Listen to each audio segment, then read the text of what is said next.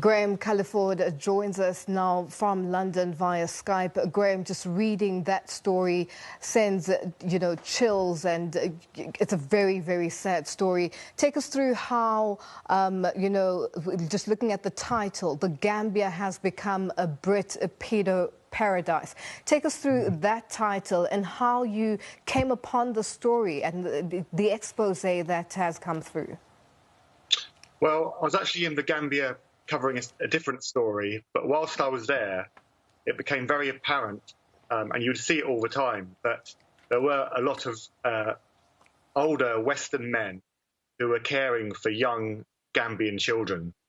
And that was obvious because of, it's very clear from how they look, but it's almost definitely the biological father. So this caught my attention, and the more we looked into the story, the more it became apparent that the Gambia has a serious child abuse problem and a serious problem with tourists travelling there with the specific intention of abusing children. And so that became the story that I ended up covering. And it's a story that's I'm pleased to say it's had a huge reaction, and people all around the world have been very concerned about this and have wanted to do what they can to help. I've had lots of people emailing me and contacting me through social media, asking what they can do to improve the situation there. And unfortunately, I don't have a very clear idea of what to tell them, because it's a very complex problem. The Gambia is a very poor country, and so I don't think there's any easy solutions to how you improve things down there and how you protect these children.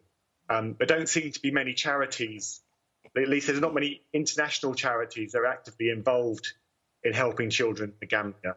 And the people who are trying to help often individuals from the West. And sadly, a lot of this help is laced with menace. It's laced with sour apples. And people are going to the Gambia posing as good Samaritans when their intentions are to abuse young children. Now, Graham, what happens afterwards once the children have been sold to these pedophiles? What happens? How long are they there for? Maybe a couple of weeks, as it says that your story says they're tourists. And then what happens when they leave? Are the children sent back to their families? Do they take the children with them? What's the situation there? Well, I mean, I can tell you with absolute certainty that the people who are travelling to the Gambia to commit these crimes are not facing justice, and that they're not being arrested, they're not being prosecuted. And that's an absolute fact, because, I mean, if you go through the case histories, there are very, very, very few cases where these people ever see a courtroom or the inside of a police cell. The one case I could find was a Norwegian man who was already a convicted sex offender in Norway. He travelled to the Gambia, he wormed his way into a family there, used a large number of children, was arrested, was put in jail, but then he was pardoned by the president for reasons that have never been explained. And I mean, that is shocking, and it's outrageous, and that is something that needs to change. I mean, they now do have the laws in the Gambia to prevent this kind of thing, but for some reason they're not enforcing them. And that is one very clear and obvious way the government could take action, is just to make use of the laws they've already created. But for some reason, they're not doing that. In terms of reaction from the government, has there been any reaction? And, has there been any explanation as to why they're not using or enforcing their laws? The only reaction I've had is from the Tourism Board, who have described my article as malicious. And that was upsetting to me, because there was nothing malicious about my article. My article was born out of concern for children and out of a wish to raise awareness for what's happening there, out of concern with a situation that I witnessed with my own eyes. Now, I haven't been able to. I haven't arrested any. I haven't conducted a citizen's arrest on any paedophiles. And that's beyond the limits of my capabilities, really. But what I did see was how easy it is for Western tourists to gain access to tiny Gambian children. I mean, in my country, if you approached a family and said, "Can I spend a day or a week with your child?" they would say no, unless they knew you really well.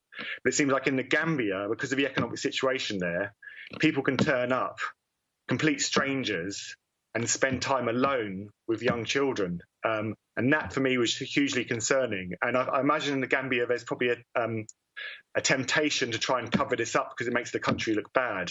But I think if that happened, that'd be really, really sad, because this is something they need to come to terms with, and they need to address it. And they need to do it sooner rather than later before more children are harmed. I mean, you can never protect all children. Child abuse goes on in every country all the time. It happens in my country, it happens in your country. But if you're not prosecuting, if you're not even trying to prosecute people who are doing it, and you're not taking a very proactive and public stance against this, and if there's any temptation to try and cover it up, that's wrong. And the people in power have to realise it's wrong and go after the people who are trying to harm your children, your own country's children. That's what any good government would do.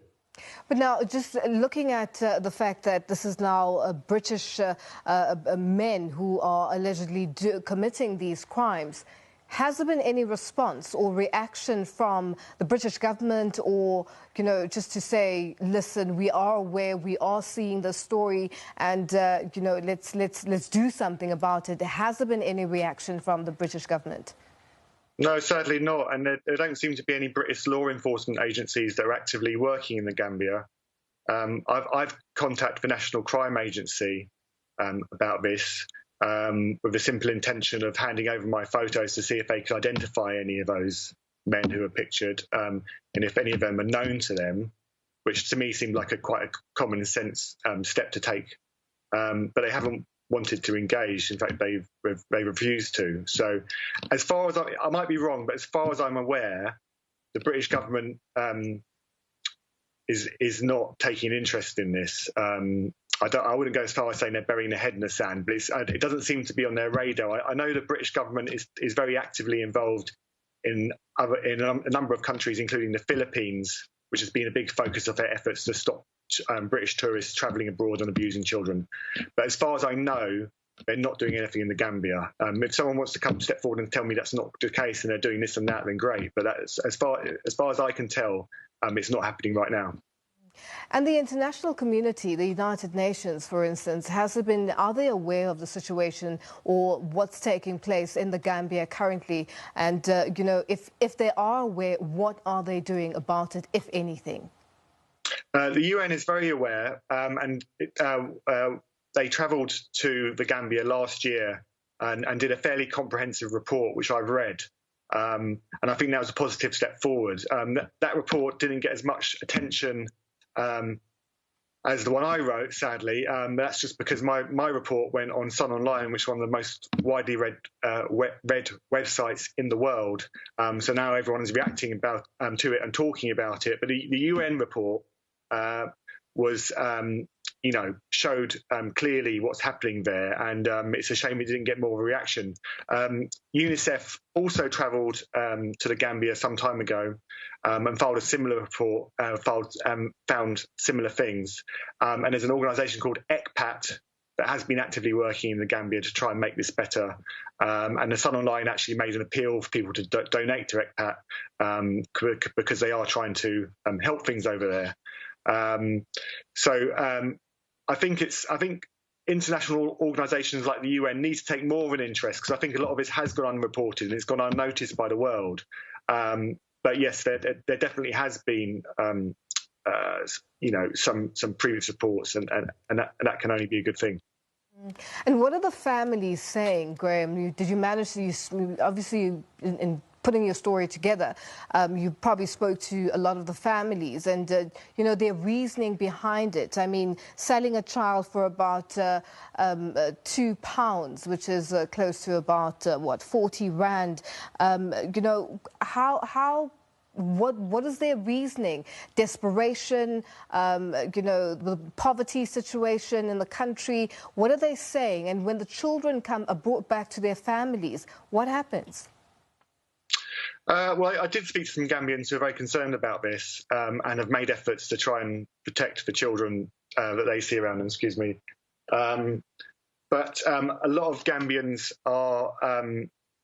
I mean, in Gambia, there's a culture of silence, and people don't like to talk about things like this. And I saw that time and time again whilst I was there, and I've seen it again since I left.